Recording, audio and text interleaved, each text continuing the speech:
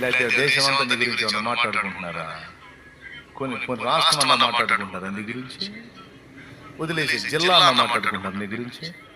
వదిలేసి మీ ఊరన్నా మాట్లాడుకుంటారా నీ గురించి? మీ బజారు మరి ఇంత విలువ కలిగేదని, ఎంత విలువ కలిగేదని పాడుతున్నావు. ఏం విలువ కలిగింది అంటే నువ్వు పాడుతున్నావు కదా, అందుకని నేను కూడా అంతేనా? అంతేనా? నేను పాడాను కదా అందుకని పాడారా? నేనెందుకు పాడాను చెప్పనా? నాకేదో మీరందరూ గుర్తించారని విలువ కలిగిందని కాదు. మనుషులు ఇచ్చే విలువ ఎన్ని రోజులు ఉంటుందండి? మనుషులు పెట్టే కిరీటం ఎన్ని రోజులు ఉంటుంది? వాళ్ళ మనసుకు నేను నచ్చినంత వరకు నా నెత్తిన కిరీటం అంతే పెడతారు. చిరాకు పుట్టింది అనుకో కిరీటం లాక్కొని సంకలో పెట్టుకొని పోతారు. జనాలు ఇచ్చే కిరీటం బుస్సని నాకు ఎప్పుడో తెలుసు. దేవునికి స్తోత్రం. దాన్ని నేను అంగీకరించను. అర్థమైందా? ఇది కాదులే కానీ తొలువనైన నాకు ఇంత విలువ. ఏంటా విలువ అంటే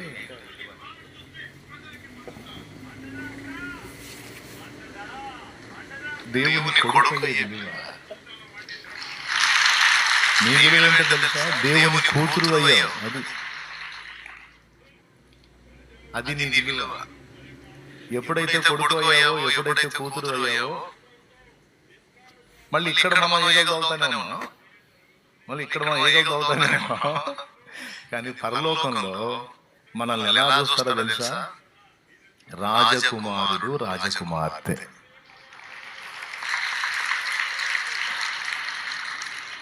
అది విలువ. ఇది వేరే భక్తులు అప్పుడే పాటలు పాడుతున్నారు. తను బలిపేటెను మాయన్న, తప్పులు విడగొట్టెను మా తండ్రి, మనసులో సాక్ష్యమిట్లున్నా మనుజులెట్లన్నను మాకేమి, యెహోవా మా తండ్రి కాడా యేసుడు మాయన్న.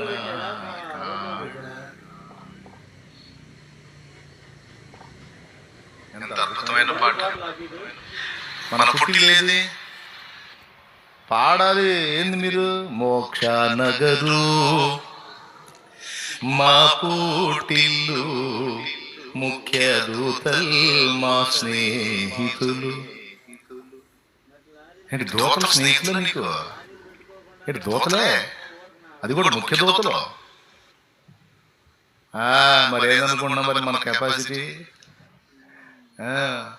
మారు మనసు పొంది బాప్తిస్మం పొంది పరమ విభు జీవ గ్రంథమందు పేరు సంపాదించిన నాడు నా పేరు పక్కన ఏమని రాశాడో తెలుసారా పిచ్చోడా? దేవుని కుమారుడు, దేవుని కుమార్తె అని రాసేశాడు. మారు మనసు పొంది పాపక్షమాపణ నిమిత్తమై బాప్తిస్మం పొంది ఎప్పుడైతే నేను ఆయన యందు విశ్వాసం ఉంచుచున్నాను అని సాక్ష్యం రూఢి చేశానో అప్పుడు ఎక్కిందిరా నా పేరు. అక్కడ ఏమని ఎక్కింది తెలుసా? దేవుని కొడుకు. అది ఇప్పుడు రాజ్యంలోని పౌరులు రాజుగారి గురించి మాత్రమే కాదు, రాజుగారి కొడుకు కూతురు గురించి కూడా మాట్లాడుకుంటారా లేదా? చెప్పండి. రాజుగారి కొడుకు పేరు ఏం పేరు? వెంకట సుబ్బయ్య. రాజుగారి కొడుకు యువరాజు, రాజుగారి కూతురు అది. ఇంకా వాళ్ళ పేర్లున్న పేరుతో పిలవరు. యువరాజా వారు, యువరాణి వారు. అసలు దెబ్బల మీద తిరిగే మనకి ఎంత ధన్యత ఇచ్చాడండి దేవుడు. దీనులను పైకెత్తువాడు, పెంట కుప్పల మీద నుండి బీదలను పైకెత్తువాడని రాస్తుంది కాదా? అవునా? ప్రజెంట్ ఈ భూమండలం ఎలాంటిదండి? పౌలు ఏమని చెప్తున్నాడు? లోకంలో ఉన్నదాన్ని నేను ఏదేది ఘనమో దాన్ని అంతా నేను ఎలా ఎంచుకున్నాను అన్నాడు. పెంటతో సమానంగా. అలాంటి కుప్ప ఇది. ఈ కుప్ప మీద నుండి పైకి లేవనెత్తువాడని ఆయనకి పేరు. బీదలను, దీనులను పైకి.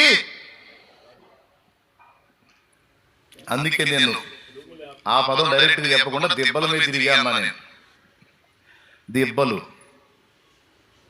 పేడ దెబ్బలు అనుకోండి, అలాంటి బతుకులు.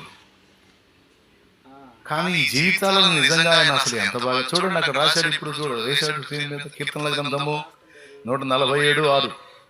యెహోవా దీనులను లేవనెత్తువాడు, భక్తిహీనులను ఆయన నేలను కూల్చును. హన్నా ప్రవచనంలో ఉంటుంది నాన్న. సమూయేలు గ్రంథము, 1 సమూయేలు గ్రంథము 2:8 చూడు. దరిద్రులను అధికారులతో కూర్చుండబెట్టుటకును, మహిమగల సింహాసనమును స్వతంత్రింపజేయుటకును వారిని మంటిలో నుండి ఎత్తువాడు ఆయనే. లేమి గల వారిని పెంట కుప్ప మీద నుండి లేవనెత్తువాడు ఆయనే. భూమి యొక్క స్తంభములు యెహోవా వశము, లోకమును ఆయన వాటి మీద నిలిపి ఉన్నాడు. అది ఎక్కడి నుంచి లేపుతున్నాడో చూడు. అది మన బతుకులు. కానీ అలాంటి జీవితాలను గురించి ఎక్కడ కనపరుస్తున్నాడు? పరలోకంలో దూతలు. మరి దూతలు అక్కడ మనల్ని ఏమని మాట్లాడుకుంటున్నారో తెలుసా? దేవుని పిల్లలు, యువరాజా వారు, యువరాణి వారు. మరి కాబట్టే నీకు నాకు కాపలా కాస్తుంది. రాత్రియు పాదములకు రాయి. జంతువులు కాపలా కాస్తున్నారా? చేపలకి, కుక్కలకి. మరి ఎవరు కాపలా కాస్తున్నారు దూతలు? చెప్పండి పెద్దగా. ఎవరికి? ఎందుకని? ఏందబ్బా నీ గొప్పతనం? దూత ఎక్కువ, నువ్వెక్కువ? ఒక దూత నైట్ అర్ధరాత్రి కూడా ఒక దూత నిలబడితే ఆ మొత్తం పట్టపగుల్లా కనపడింది. మరి నువ్వు నిలబడి చీకట్లో, నువ్వు నిలబడి చీకట్లో నీకు నువ్వు కనపడతా? నీకు కనపడతావు నువ్వు, కానీ దూత నిలబడితే మరి మొత్తం పట్టపగుల్లా కనపడింది. ఒక మెరుపంత ప్రకాశం కలిగి ఉంటారు దూతలు. వాళ్ళు రెక్కలతో ఎగురుతారు. నువ్వు ఎగురు. వాళ్ళు చాలా సుందరంగా, అందంగా ఉంటారు. నువ్వు ఎట్టున్నా అద్దంలో చూసుకో. దేవునికి స్తోత్రం, హల్లెలూయా. మంచి ముఖవర్చస్సు, మంచి దేహదారుఢ్యం, మంచి వర్ణం కలిగి ఉంటారండి. మనం చూసుకుందాం బండి అద్దం ముందు. ఎప్పుడో బార్బర్ షాపు పోయినప్పుడు చూసుకుంటాం, ఎందుకు విడిగా చూస్తే ప్రమాదం అని. అప్పుడంటే తప్పదు కాబట్టి పోయి అద్దం ముందు కూర్చోవాలి కదా, అప్పుడు చూసుకుంటాం. కానీ ఆశ్చర్యం, అంత గొప్ప దూతలు కూడా వచ్చి నీకు పరిచారం చేయటం ఏంటి తల్లి? నీ చుట్టూ ఉండటం ఏంటమ్మా? నువ్వు బయలుదేరితే, నీ బైకు బయలుదేరితే నీ చుట్టూ నీ కనపడకుండా దూతలు బయలుదేరటం ఏంటి? నువ్వు కాలినడకని రోడ్డు మీద పరిశుద్ధ గ్రంథం చేత పట్టుకుని అట్ట కదలంగానే నీ చుట్టూ దూతల ప్రాకారం ఏంటి? మరి ఆ ప్రాకారం లేకపోతే ఎప్పుడు అవుట్ నువ్వు. ఎందుకంటే నువ్వు దేవుడి కొడుకువి, కూతురివి అయినందున, కుమార్తెవి, కుమారుడు అయినందున నీకు ఆధిక్యత ఎంత లభించిందో ప్రమాదం కూడా అంతే వచ్చింది. ప్రమాదం ఏంటంటే శత్రువుకి ఈర్ష్య కలిగింది నీ మీద.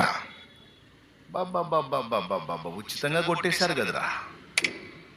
కేవలం విశ్వసించుట ద్వారా యుద్ధం సింహాసనాన్ని కొట్టేశారు కదరా. ఆయన కొడుకు కూతురు ఆధిక్యతను కొట్టేశారు కదరా. మిమ్మల్ని జారనిస్తాను అక్కడికి పొరపాటును కూడా అని మనల్ని ఎనీ టైం దెబ్బ కొట్టడానికి, ప్రాణమైన తీయడానికి శత్రువు నిరంతరం ఆవరించినందుననే దూతల కాపుదల మనకు ఏర్పరిచాడు దేవుడు.